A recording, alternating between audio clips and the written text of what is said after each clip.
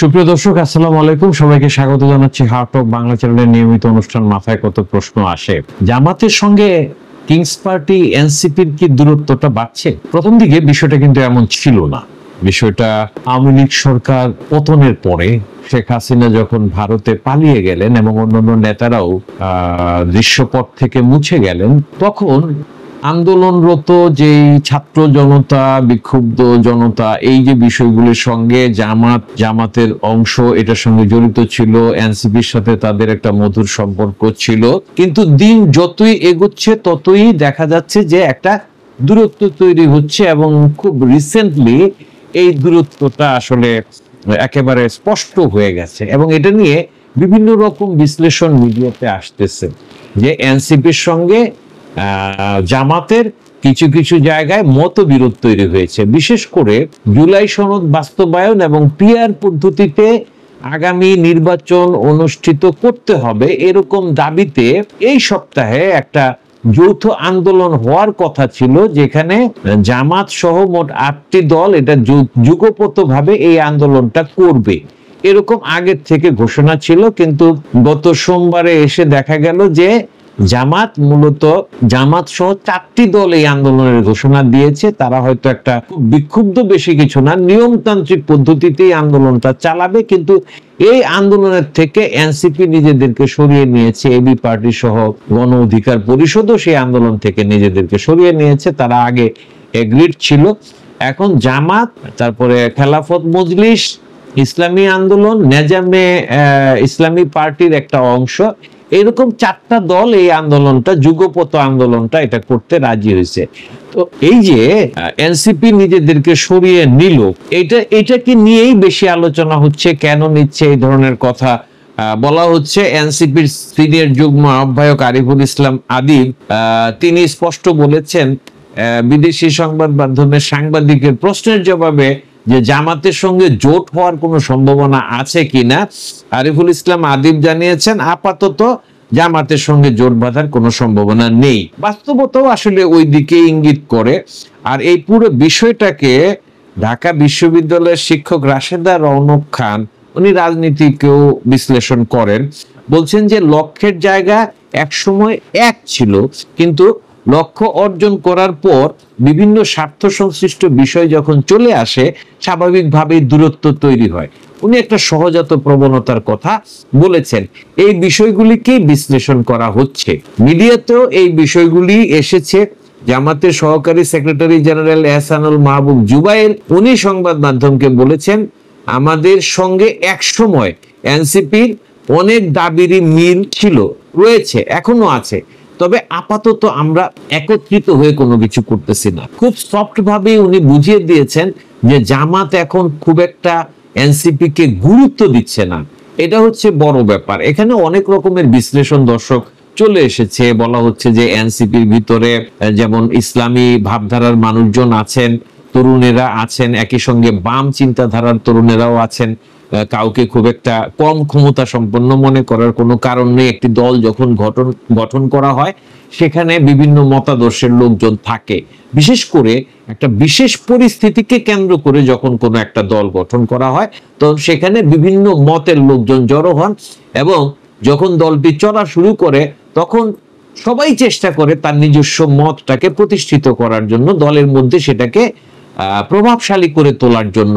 তো এটাও বলা হচ্ছে যে এনসিপির মধ্যে যে বাম বলয়ের যারা আছেন তারা চাচ্ছেন না যে এনসিপি জামাতের সঙ্গে যুক্ত হোক, যুগপতভাবে খুব বেশি খায় খাতির হোক, সহজ বাংলায় একেবারে তাদের কোলে গিয়া পড়ি, এই বিষয়গুলি যেন না ঘটে। এটা তারা বলতেছেন, এটা ক্ষতি হবে দলের, এরকমও বলা হচ্ছে।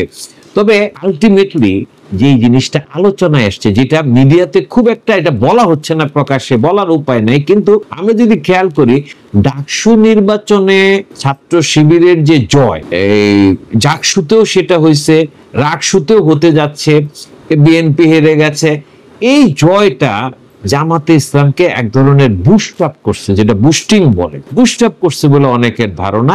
ইদানিং দর্শক খেয়াল করবেন যে জামাত সম্পর্কে মানুষের মধ্যে যে নেগেটিভ ধারণাগুলি প্রধান দুইটা, একটা হচ্ছে ৭১-এর তাদের ভূমিকা, দ্বিতীয় হচ্ছে জামাত ক্ষমতায় আসলে মেয়েদের স্বাধীনতা ক্ষুণ্ণ হবে কিনা। এই দুইটা বিষয়ে জামাতের বিভিন্ন স্তরের লোকজন, ইসলামী ছাত্র শিবিরের নেতারা ব্যাখ্যাগুলি দিচ্ছেন, নিজেদের অবস্থানটা ক্লিয়ার করতেছেন। তারা বলতেছেন যে পর্দা করতে হবে এরকম বাধ্যবাধকতা আমরা করব না, আমরা আপনাদের ইচ্ছা অনুযায়ী আপনারা চলবেন, কিন্তু শালীন পোশাকে চলা এটা আমরা পছন্দ করি, এটা তারা বলতেছেন। মানে তারা এমন কট্টর মনোভাবের অধিকারী নন, এই মেসেজটাও তারা দিতে চাচ্ছেন। এটা কিন্তু তাদের ব্যাপারে এখন ৭১-এর ভূমিকার চাইতে অনেক বড় হয়ে দেখা দিচ্ছে যে জামাতে ইসলামী তালেবানের মতো করে দেশ চালাবেন কিনা। তালেবানরা যেরকম মেয়েদের পড়াশোনা, মেয়েদের খেলাধুলার ক্ষেত্রে বিভিন্ন রকম বিধিনিষেধ আরোপ করে আফগানিস্তানে, বাংলাদেশেও এটা হবে কিনা, এটা কিন্তু একটা জনপ্রিয় আলোচনা। স্বাভাবিকভাবে জামাত বিরোধী যারা আছেন তারা কিন্তু এই বিষয়টাকে পুঁজি করতে চান। তারা বলতে চান জামাতকে ভালো বলতেছো, জামাত ৭১-এর ঘটনা নিয়ে ক্ষমা চাইছে, কিন্তু জামাত ক্ষমতায় আসলে তো তোমাকে ঘর থেকে বেরোতে দিবে না, তোমাকে বোরকা ছাড়া বেরোতে দিবে না, হিজাব ছাড়া তুমি বেরোতে পারবে না। এই প্রচারণাগুলি কিন্তু বিরোধীরা এটা নেবে এবং এটাকে অস্ত্র হিসেবে ব্যবহার করতে চাইবে। এখন ডাকসু নির্বাচনে জয়ের পরে এমন একটা বিষয় দেখা যাচ্ছে যে জামাত মনে করতেছে, যদিও বাংলাদেশের রাজনীতিতে কখনোই জামাত 18টার বেশি আসন পায় নাই, দুইটা উপলক্ষ, একবার 18টা আসন পেয়েছিল, একবার 17টা আসন পেয়েছিল, এটাই হচ্ছে মানে ভোটের রাজনীতিতে জামাতের সর্বোচ্চ অর্জন। কিন্তু ইতিহাস কিন্তু নতুন করে তৈরি হয়, ইতিহাস কিন্তু সৃষ্টি হয়। জামাত যদি এমন মনে করে থাকে যে নতুন যে প্রজন্ম, যে জেনজি প্রজন্ম এবং আওয়ামী লীগ বিএনপির শাসনকাল দেখে বিরক্ত জনগোষ্ঠী জামাতকেই বিকল্প হিসেবে বেছে নিতে পারে, তাহলে এই চিন্তাটাকে কিন্তু খুব বেশি দোষ দেওয়া যায় না। এই চিন্তাটা কিন্তু অবাস্তব নয়। রাজনৈতিক বিশ্লেষকরাও বলছেন কি বিকল্প আছে। এক সময় আওয়ামী লীগ দেশ শাসন করেছে, মানুষ বীতশ্রদ্ধ হয়ে বিএনপিকে ভোট দিয়ে ক্ষমতায় এনেছে, আবার বিএনপি শাসনের উপর বীতশ্রদ্ধ হয়ে মানুষ আবারও আওয়ামী লীগকে ক্ষমতায় এনেছে। এরকম উলট পালট করতে করতে মানুষের মধ্যে এই ধারণাটা প্রবলভাবে চলে এসেছে যে এরা বোধহয় একই মুদ্রার এপিঠ ওপিঠ, খুব বেশি পার্থক্য আওয়ামী লীগ বিএনপির মধ্যে সাধারণ মানুষ খুঁজে পায়নি। বিপরীতে জামাতে ইসলামের একটা অবস্থান কিন্তু রাজনীতিতে সব সময় আছে। তারা কখনোই 30টা আসন পায়নি, সংসদে এমন কোনো আসন পায়নি যেখানে নিজেদেরকে প্রভাবশালী একটা রাজনৈতিক পক্ষ হিসেবে দাবি করতে পারে। কিন্তু এটাও তো সত্য যে তাদের একটা সাংগঠনিক দৃঢ় ভূমিকা আছে। দেশের প্রচলিত রাজনীতির বাইরে তাদের এমন কিছু বিষয় আছে, যেমন তারা টাকা পয়সা কোত্থেকে পায়, কিভাবে খরচ করে, এই বিষয়টাও কিন্তু ক্লিয়ার। তাদের বিরুদ্ধে দুর্নীতির কোনো অভিযোগ নাই। এবং সবচেয়ে যেটা বড় বিষয়, এখনকার জগতে ক্যাপাসিটির যে জায়গাটা, দক্ষতার যে জায়গাটা, সামর্থ্যের যে জায়গাটা, সেটা জামাত নেতৃবৃন্দের আছে বলে সাধারণ মানুষের মধ্যে একটু ধারণা আছে। এটাকে অস্বীকার করার কোনো জো নাই। জামাত সবসময় যে বিষয়টা জামাতকে ভোগ করতে হয়েছে সেটা হলো সাধারণ যারা সমর্থক, এই সমর্থক বলে জামাতের কখনো কিছু ছিল না। জামাত একেবারে টোটালি তাদের নেতা কর্মীদের ভোটের উপরে নির্ভর করেই রাজনীতিটা করেছে, ভোটের রাজনীতিতেও তারা অংশ নিয়েছে। সাধারণ মানুষ আওয়ামী লীগ বিএনপিতে ভাগ হয়ে গেছে। এখন আওয়ামী লীগ নাই, আওয়ামী লীগ অনুপস্থিত, আওয়ামী লীগ পালিয়ে গেছে। বিএনপি আওয়ামী লীগের জায়গা নিতে গিয়ে আওয়ামী লীগের দোষ ত্রুটিটাও নিজেদের মধ্যে নিয়েছে। তারা সমালোচনা সহ্য করতে পারে না।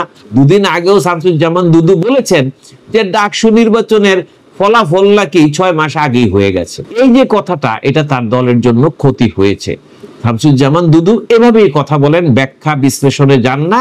তার কথাটা হচ্ছে ইলেকশন মেকানিজম, জামাতে ইসলাম ইলেকশন মেকানিজম করছে, ভিপি গুলি এগুলি সব জামাতের, প্রশাসনের লোকজন সব জামাতের, তারা মেকানিজম করে পাশ করাইছে।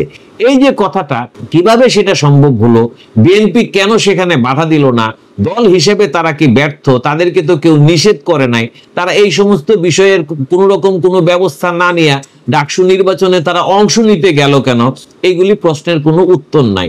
দর্শক, এগুলি বলতে গেলে অনেক দীর্ঘ আলোচনা হয়ে যাবে। মুদ্রা কথা, বিএনপির বিশ্বাসযোগ্যতা, গ্রহণযোগ্যতার জায়গাটা প্রশ্নবিদ্ধ হয়ে গেছে। এই অবস্থায় জামাত যদি চিন্তা করে যে আমরা উই উইল গো অ্যালং এবং আমরা একটা ঝাঁপ দিব, একটা চেষ্টা করব, সেই চিন্তাটাকে রাজনৈতিক প্রেক্ষাপট থেকে বর্তমান বাংলাদেশের যে অবস্থা, সেই অবস্থান থেকে খুব বেশি ভুল হচ্ছে বলা যাবে না। রাজনৈতিক বিশ্লেষকরাও মনে করছেন যে আওয়ামী লীগ বিএনপির বিকল্প হিসেবে জামাতকে দেশের মানুষ একবারের জন্য হলেও ক্ষমতায় বসিয়ে দেখতে চাইতে পারেন। এই অনুভূতির থেকেই কিন্তু আসলে এনসিপির সাথে দূরত্বটা বাড়ছে বলে অনেকেই মনে করছেন। কারণ এনসিপি কিন্তু এখন, যদিও তারা একেবারে প্রথাসিদ্ধ আওয়ামী লীগ ক্ষমতায় আছে, আওয়ামী লীগ যেরকম সরকারি দল, বিএনপি ক্ষমতায় আছে, বিএনপি যেরকম সরকারি দল, সেরকম সরকারি দল নয়, কিন্তু তাদেরকে কিংস পার্টি বলা হচ্ছে। তাদের সরকারের মধ্যে তাদের অংশ আছে এবং তারা ইতিমধ্যে বিভিন্ন বিষয়ে নিজেদেরকে বিতর্কিত করে তুলেছেন।